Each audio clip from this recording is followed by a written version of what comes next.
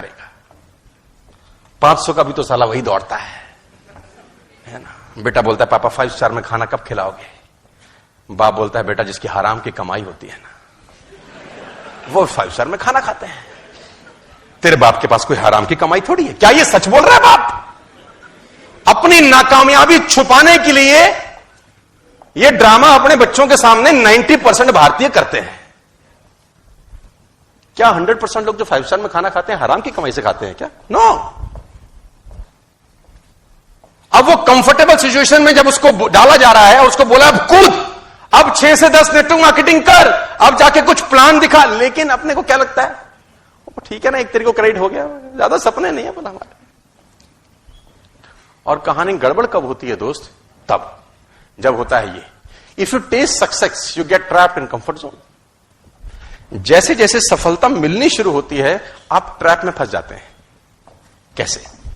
पहले हमारे घर में कूलर नहीं था, फॉर एग्जाम्पल, पहले कूलर नहीं था, कूलर आया, अब आराम हुआ कि नहीं हुआ? कंफर्ट मिला कि नहीं मिला? भाई पहले कूलर नहीं था, कूलर आया तो कंफर्ट मिला। इन्वर्टर नहीं था, है ना, तो लाइट जाती थी तो हाथ वाला वो होता था फैन, उसको अपन लोग झलते थे, तुमको याद होगा अगर तो, कुछ लोग अगर मेरी तरह गरीब परिवार से हो तो हाथ वाला पंखा, है ना। फिर इन्वर्टर लग गए तो लाइट कैसे जाती है आजकल बच्चों को नहीं पता। भाई आजकल बच्चों को तो पता ही नहीं कि लाइट कैसे जाती है, पंखा बंद कैसे होता है, पता है आजकल बच्चों को? नहीं। हमारे टाइम पे तो साला रात को 1 बजे है वो कूलर चलते कहते, हमने कहा स्यापा साला ये फिर बंद हो गया, है ना। हमारे टाइम में ऐसा होता था कि अब तो साला ऐसा कुछ नहीं है। तो जैसे कंफर्ट आया, जिंदगी कंफर्टेबल हुई, कूलर से एसी में आए, हम लोग थोड़ा सा ढीला हो गए यार। जैसे जैसे आपने सफलता अर्जित करी, जैसे आप बस से बाइक में आए, बाइक से गाड़ी में आए, आपने अपना जो एक्सीलेटर पर पैर था वो पंजा धीरे धीरे कम करना चालू कर दिया। सफलता ने आपको कंफर्टेबल जोन में डाल दिया सर। सफलता आपको कंफर्टेबल जोन में धकेल देती है, और ये एक ऐसा ट्रैप है जिसमें 90% लोग फंस जाते हैं, साइलेंटली, पता भी नहीं चलता उनको। जैसे जैसे सक्सेसफुल होते जाते हैं वैसे वैसे कंफर्टेबल होते जाते हैं। मैं कहता हूं नहीं नहीं, मेरा फिलॉसफी अलग रहा 14-15 साल का। मैं जैसे जैसे सक्सेसफुल हुआ मैंने कंफर्टेबल की सिचुएशन की जगह चैलेंजिंग सिचुएशन को अडॉप्ट किया। जैसे जैसे मैं कंफर्टेबल हुआ मैंने चैलेंजिंग सिचुएशंस को अडॉप्ट किया। फॉर एन एग्जांपल, मेरे पास स्कूटर नहीं था तो मैंने स्कूटर लिया, मेरे पास स्कूटर के बाद गाड़ी नहीं थी तो मैंने गाड़ी ली, मेरे पास गाड़ी नहीं के बाद घर नहीं था तो मैंने घर लिया। मैंने क्या किया, मैंने अपनी जिंदगी में एक बोझ बढ़ाया। हमेशा मेरी सफल होने का मुझसे कभी कभी बहुत सारे लोग पूछते हैं इतना काम क्यों करता है बावले, लगा हुआ है सुबह से रात तक, इधर फ्लाइट पकड़ता है, उधर जाता है, उधर से उतरता है, इधर उतरता है। इंडिगो में नीता अंबानी के बाद फ्लाई करने वाला मैं ही आदमी हूं। इंडिगो एयरलाइंस में 2nd नंबर पे फ्लाई करता हूं मैं। तो लोग बोलते हैं इधर से उड़ता है उधर आता है, एयरपोर्ट वाले बोलते हैं तेरे पे और कोई काम नहीं, उड़ता उतरता उड़ता उतरता उड़ता उतरता। तो हमने कहा सिंपल फिलॉसफी है, रॉकेट से पूछो क्यों तेज चलता है, तो रॉकेट बोलता है तेरे पिछवाड़े में लगेगी तो तुझे पता चलेगा क्यों तेज चलता है। रॉकेट से पूछो, जहाज पूछता है उससे कि तू इतना तेज, उसने बोला तेरे पिछवाड़े में लगा आग, तो तू भी हमसे तेज चलेगा। लेकिन जहाज पिछवाड़े में नहीं लगाता, रॉकेट पिछवाड़े में। तो पिछवाड़े की आग को मैं बोलता हूं liabilities. Take some liabilities in your life my dear friends. ये अपने आप आपसे काम कराती है। आज तुम्हारे पे 2 लाख रुपए की EMI हो खाली, बस तुम्हारा बाप भी नहीं सोएगा रात को। हाँ, रात भर नींद नहीं आएगी, साला पैसा कैसे आएगा, पैसा कैसे आएगा, खोपड़ी चलेगी कि नहीं चलेगी। अब लायबिलिटी है नहीं, एसी ऑन किया सो गए, एक तरीके को पैसा आ जाएगा, ऐसी की तैसी में जाए दुनिया, हम सेटिस्फाइड है, we are satisfied, I have no issues. कुछ मत करो, ये चैलेंजिंग सिचुएशन है। देखो ये सिचुएशन में आपको खुद अपने आप को डालना पड़ेगा, नोबडी एल्स विल कम, कोई नहीं आएगा आपको। अब कुछ लोग बोलेंगे ये क्या तरीका है, मैंने बोला यही तरीका है यार। हम लोग डंडे के लोग हैं, जब तक डंडा नहीं पड़ता काम नहीं करते सर। मैं बता रहा हूं सर, जब 15 दिन छुट्टी होती थी ना स्कूल एग्जाम के अंदर, 15 दिन किसी एक पेपर में छुट्टी होती थी, टट्टू नहीं पड़ता कोई। एक दिन छुट्टी हो साला आग लगा देता है उसी एक दिन में। 15 दिन में क्या बोलता है, कल कर लूंगा, कल कर लूंगा। मेरा फाइनल ईयर का स्टूडेंट मैं एमबीए मार्केटिंग मैनेजमेंट का मेरा क्लास था जब मैं फाइनल ईयर में था 98 के अंदर, तो उसमें 8-9 छुट्टी थी साला। बच्चे खुश थे। मैंने कहा बर्बाद हो गए हम। तो उसने बोला 9 छुट्टी अच्छे से पढ़ेंगे। मैंने कहा कोई पढ़ाई नहीं होगी, क्योंकि 9 दिन जब मुझसे किसी ने बोला कब, तो हमने बोला अभी तो दिन है, अभी तो दिन है, अभी तो दिन है। मुझे आज भी याद है कि आखिरी दिन में कोई किताब को टच नहीं किया। लास्ट दिन तक तो किताब ही बाय नहीं करी। आखिरी दिन किताब खरीद के लाया मैं।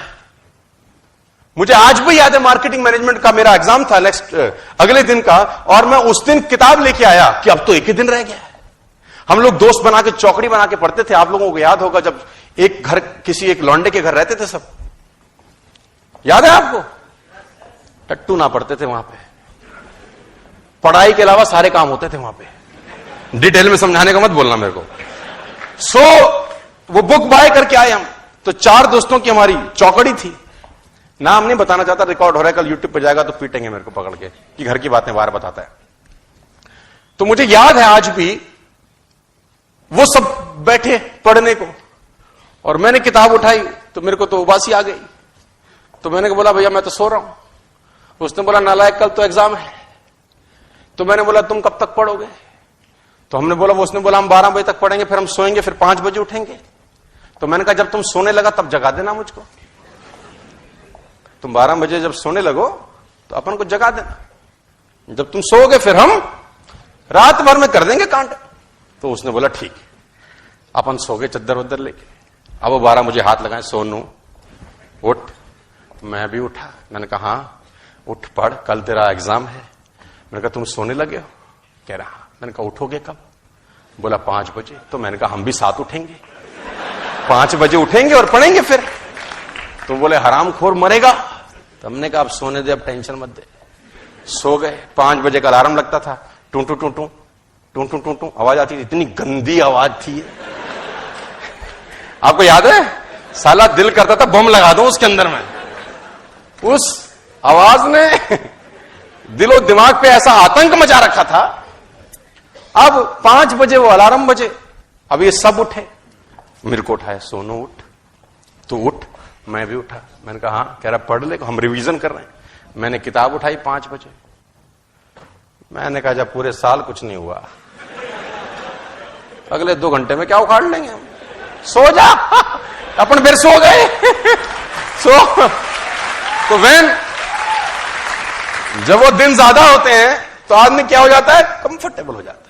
और उस कंफर्टेबल सिचुएशन में उसकी ऐसी की तैसी हो जाती है। My dear friends, a ship is always safe in the harbour. पानी का जहाज हमेशा सुरक्षित बंदरगाह पे होता है, लेकिन वहां रहने के लिए बना नहीं है यार।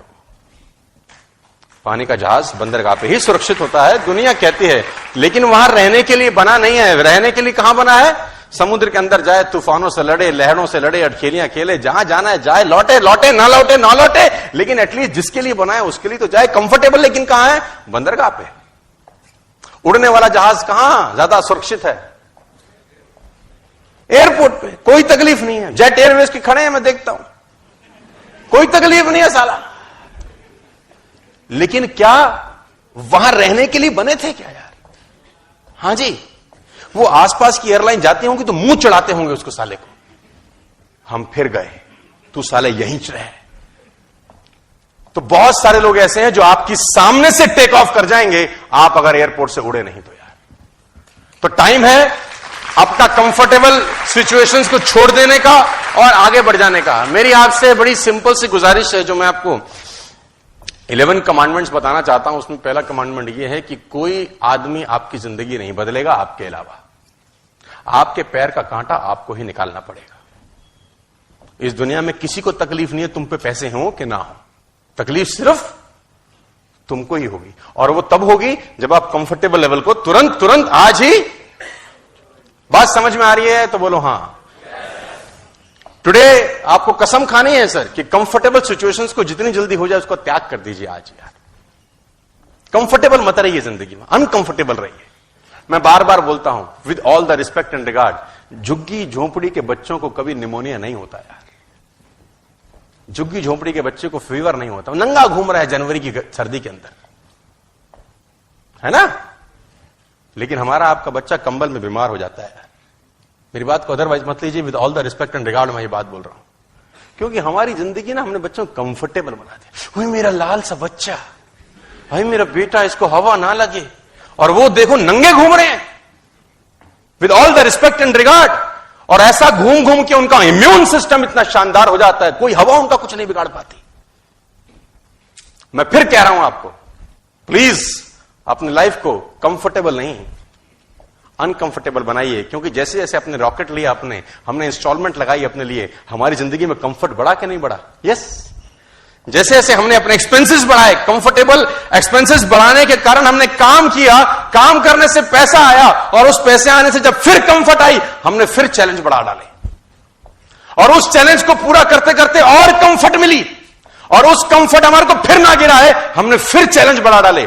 चैलेंज बढ़ाते बढ़ाते बढ़ाते जो पैसा आया सो आया, उस प्रोसेस में हम जो इंसान बन गए, वो पैसा कमाने से कहीं ज्यादा इंपॉर्टेंट है। लेकिन ये तभी होगा जब आप इसको छोड़ देंगे।